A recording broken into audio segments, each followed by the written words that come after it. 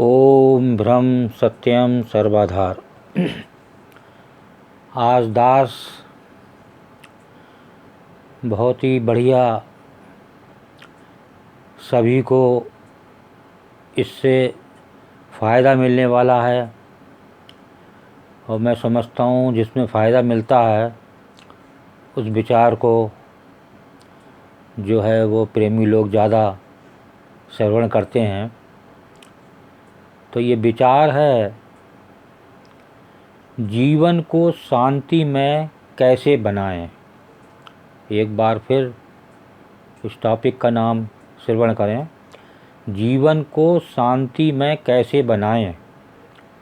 ये बहुत ही कम मिनट में बहुत छोटा सा वीडियो ये दास सेवा में रख रहा है और इसी से ही जो है वो शांति जो आदमी चाहता है, मैं समझता हूँ अगर सही से इससे जानकारी ली गई और इसे सुना गया तो ज़रूर इसमें कामयाबी मिलेगी। तो इसमें देखिए, सबसे पहले वाणी क्या कह रही है। महात्मा मंगतराम जी की ये वाणी है, उसके बाद इस पर विचार किया जाएगा। तो ये जो वाणी कह रही है बिल्कुल साफ है।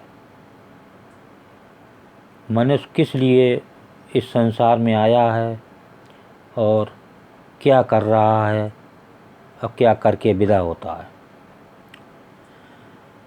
तो ये वाणी श्रवण करें। भव सागर में आए के नारायण चित्त राखो,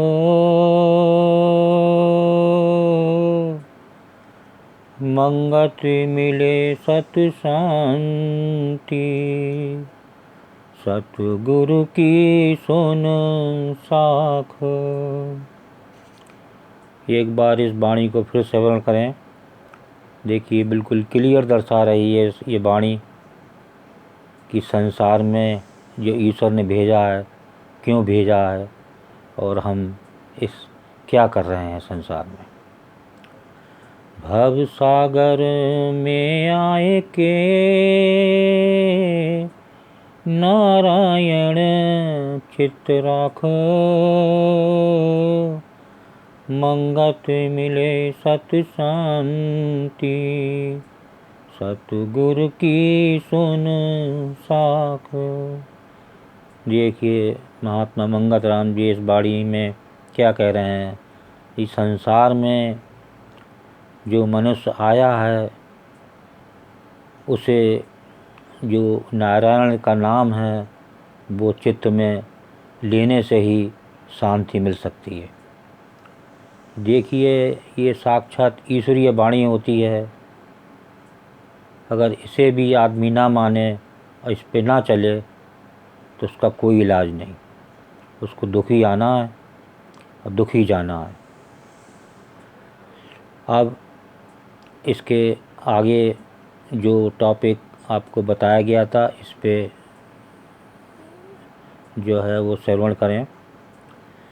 जीवन को शांतिमय बनाने के लिए सर्वप्रथम एक ईश्वर की उपासना लाजमी है।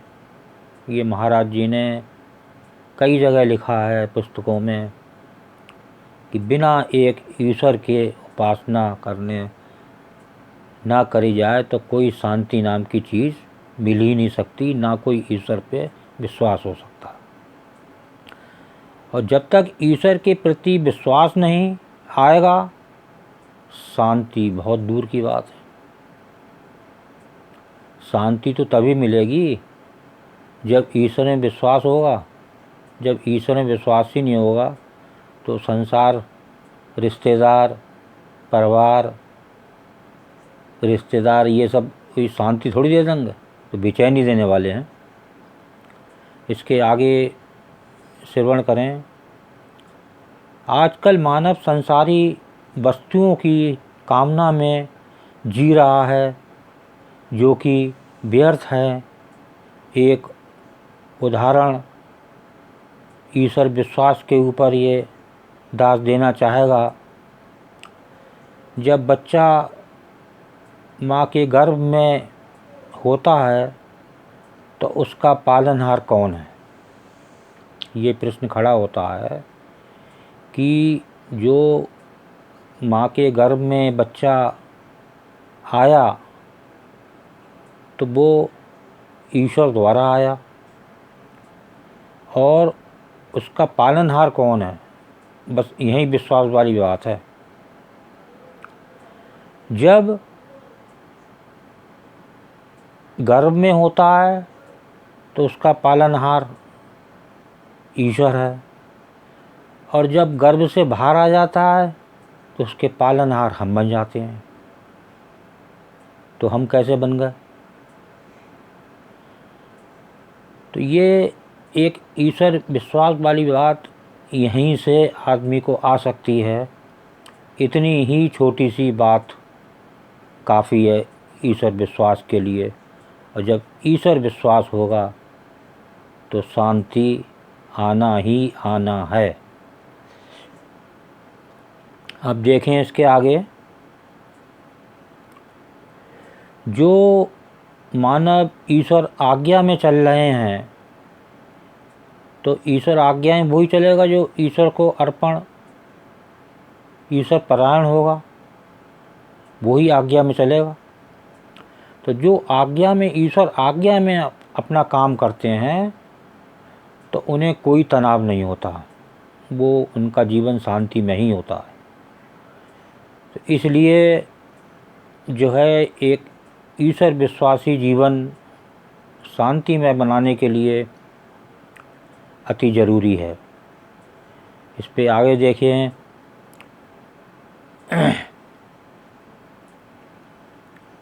और इसके आगे दास का कहना ये है कि हमारा जो है इस शरीर पर कोई बस नहीं है। जितने भी अंदर ऑर्गेन्स हैं उनको कौन चला रहा है? ईश्वर, या हम चला रहे हैं? हमारे क्या है, जो आवाज़ निकल रही है ये भी एक ईश्वर की देन है। तो विश्वास तो करना ही पड़ेगा, बिना विश्वास के कुछ नहीं मिलता। अब देखिए आगे इसके बारे में समझने वाली बात है। रामायण में भी और जो भी सतगुरु आए हैं, ऋषि आए हैं, तो उनके शास्त्र को पढ़ने की ज़रूरत है, उनके मंत्र को समझने की ज़रूरत है, उस मंत्र से भगवान का सिमरन करने की ज़रूरत है, तभी ईश्वर परायण हो सकता है।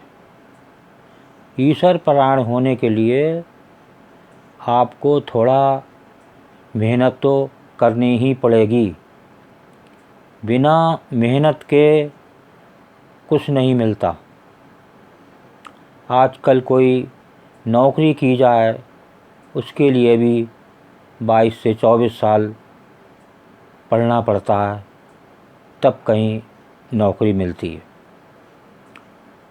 और नौकरी मिलने के बाद जो है वो थोड़ा बहुत जो प्रभु को याद करता था वो भी भूल जाता है। तो ये चीज़ उचित नहीं है। हमारा ईश्वर 24 घंटे याद कर रहा है, 24 घंटे हमारे साथ है, साक्षात हमारे शरीर में ईश्वर निवास कर रहा है, लेकिन हमें उस पर विश्वास नहीं। तो जब आप ईश्वर पे कोई विश्वास नहीं करेंगे कि हमारे अंदर के जो ऑर्गेन्स हैं वो सब ईश्वर चला रहा है, उसकी मदद से ही सब चल रहे हैं, तो फिर हम अंध ईश्वर विश्वासी हुए। तो इस पर विश्वास करें और अपने जीवन को शांतिमय बनाएं। देखिए, फिर एक महाराज जी की वाणी आपके सामने रखी जा रही है। बहुत ही सुंदर वाणी है।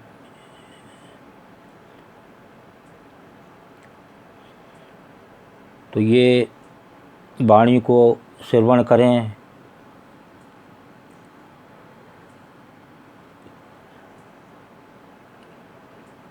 ये जो है वाणी कोई कहीं से ऐसे नहीं आती।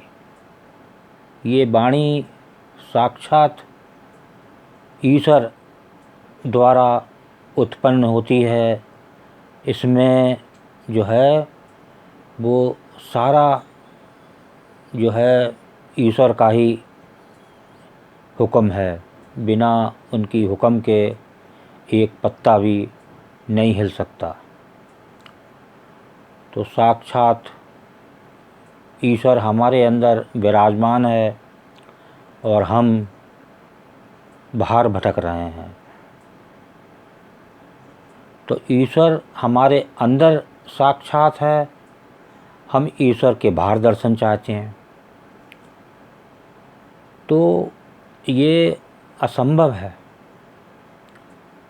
अगर आप नियम पालन से चलेंगे, सादगी से चलेंगे और ईश्वर का ध्यान रखेंगे, ज़्यादा से ज़्यादा समय ईश्वर में देंगे, उनका सिमरन करना, जो पुस्तकें दी हुई हैं आध्यात्मिक उनको पढ़ना, तो ये सब ईश्वर का विश्वास इससे मिलता ही है। तो ये दास जो है एक वाणी अभी सुनाना चाह रहा था, तो वो वाणी आपके सामने रखी जाएगी। सतगुरु तो अंतर रमे, पल पल करें पुकार, तू आज्ञाकारी होए के घट का पाठ उघाड़। देखिए, सतगुरु साक्षात ईश्वर साक्षात भगवान साक्षात विराजमान हैं और हमें इस पर चलने की, उनको जो भी उनके आदेश हैं उनको मानने की ज़रूरत है। वो हमारा हर पल ध्यान रख रहे हैं, हर पल साथ दे रहे हैं। एक श्वास भी मानव नहीं ले सकता बिना ईश्वर के, उसकी आज्ञा के। तो हमें उस पर विश्वास करते हुए अपना जीवन यापन करें और अपने जीवन को शांतिमय बनाएं। ये दास की प्रार्थना है। इसको सुनें और इस पर चलें। ओम ब्रह्म सत्यम सर्वधार। अगर दास का ये चैनल अच्छा लगा हो तो इसको सब्सक्राइब करें, तेज़ बटन दबाएं, लाइक करें, शेयर करें। ब्रह्म सत्यम सर्वधार।